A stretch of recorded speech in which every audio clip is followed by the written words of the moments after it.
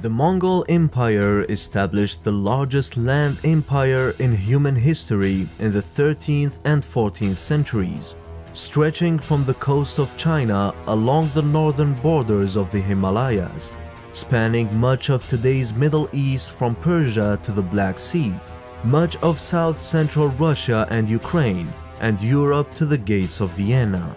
In this video, we are going to talk about things Genghis Khan did to his enemies, so make sure to like this video and subscribe for more content like this.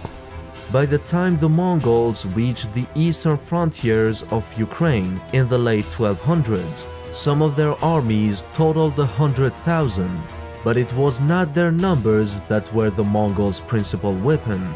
Terror was their first great leader, the notorious Genghis Khan, who is not infamous elsewhere. The Great Khan, as he is often called, is still a national hero in Mongolia today. Khan indicates a king or chieftain. Genghis Khan means global ruler.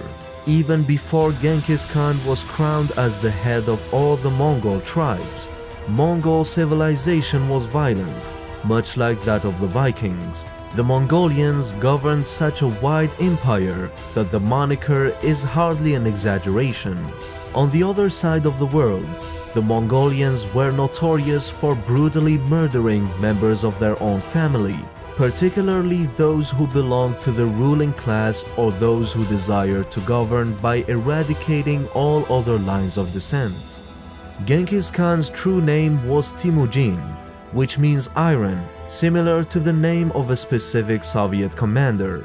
Temujin needed to be made of iron to survive 700 years later, unlike Stalin. Temujin killed his first victim at the age of 14, his half-brother. According to many stories about this episode, Genghis' older half-brother, Batur, stole a fish that Temujin had killed for the night's meal and ate it all himself, refusing to share it with his family. Soon after, Temujin secretly followed Batur, waiting for him to be alone before shooting him with one of the famous Mongol recurved bows. Another version of the story adds that Batur, as the oldest brother, began to order people around. This caused resentment on the part of Temujin and his younger full brother Kasab. There may or may not have been food involved, but in this version, Temujin simply used Batur's greed as an excuse to kill him and move to take control of the clan himself. It was difficult in the era of Genghis Khan, who reigned from about 1162 to 1215 AD, to learn that the boy's mother had essentially given her deadly son a scolding existence.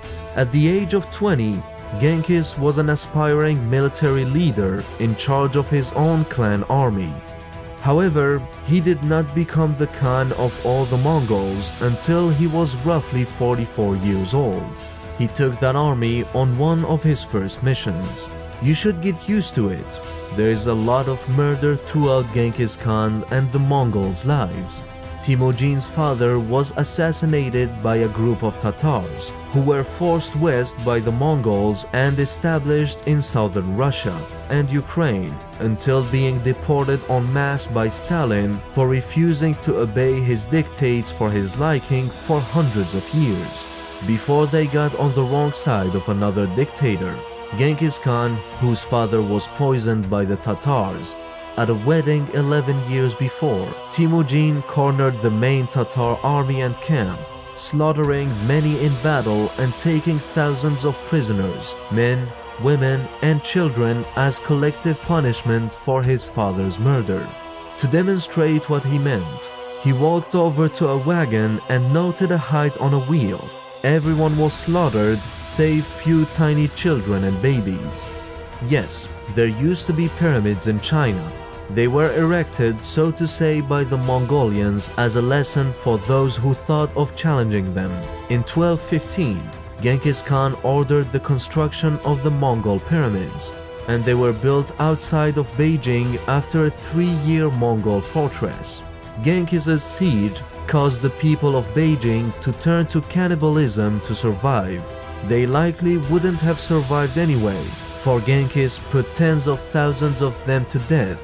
Travelers and diplomats who saw them swore they saw pyramids in the distance. They were indeed pyramids of human skulls, perhaps 50 feet high or more.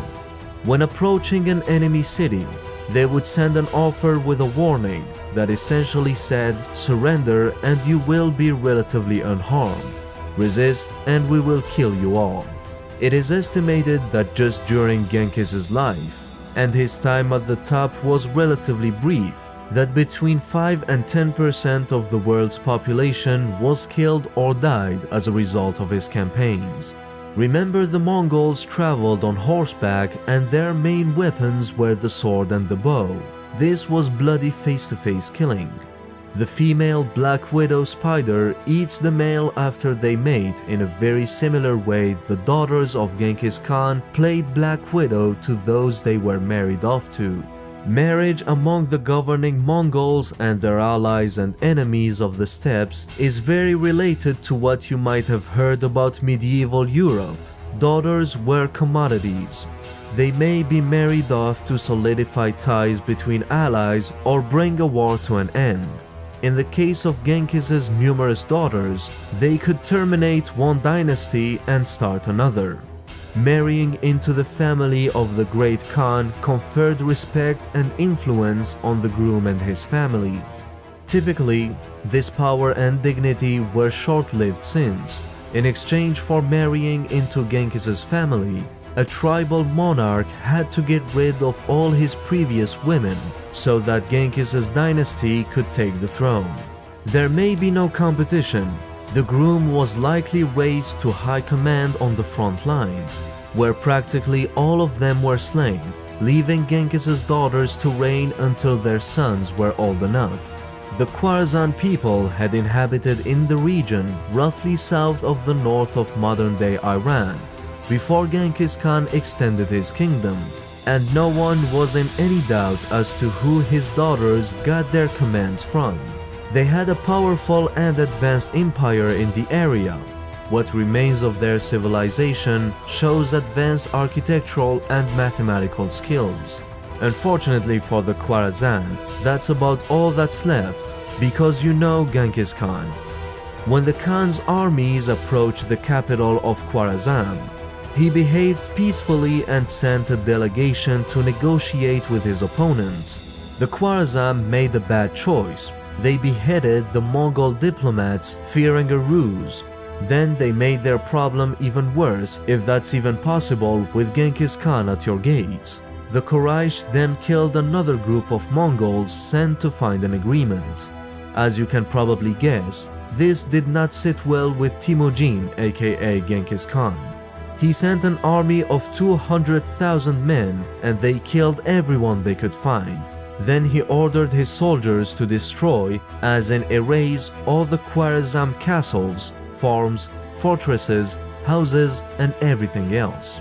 The Mongols missed a couple of remote mosques, but for all intents and purposes, the Quraysh were made extinct. The bones were even ground into dust when the Mongols advanced again. The Shashia people who roamed the steppes near the borders of Khorasan were the Shashia people who had been conquered by the Mongols, and Genghis Khan expected them to send troops to help destroy the Quran, which they did not. Later, he even ordered a river to be diverted to cover up all traces of the Khwarazm. In general, making a bad decision when dealing with the Great Khan was not something you survived from to learn that lesson the hard way, and really was there any other. People would not have known about the Shashia if stories about them had not been preserved in the oral traditions of the surrounding people. So many people were slain that the Shashia language was extinct for many hundreds of years before historians discovered carved stones from a language. They did not understand after examination. The only remains remained of a previously booming civilization was a few carved rocks. However, the Shashia may have won the last payback because Genghis Khan was thrown from his horse during this conflict and died from his injuries in 1215. Genghis's body was returned to his homelands to be buried. He was reputedly buried with so much riches that nations would have been interested in discovering the location.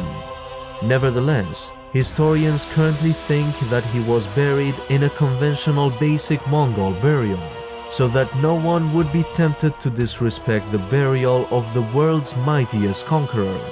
Also, every individual who observed or knew the site of the grave was likewise executed, so that no one could be certain where the grave was. Mongols believe that if Genghis Khan's grave is not disturbed, he would rise again and lead them to glory. We hope you like this brutal and gory tales from his life.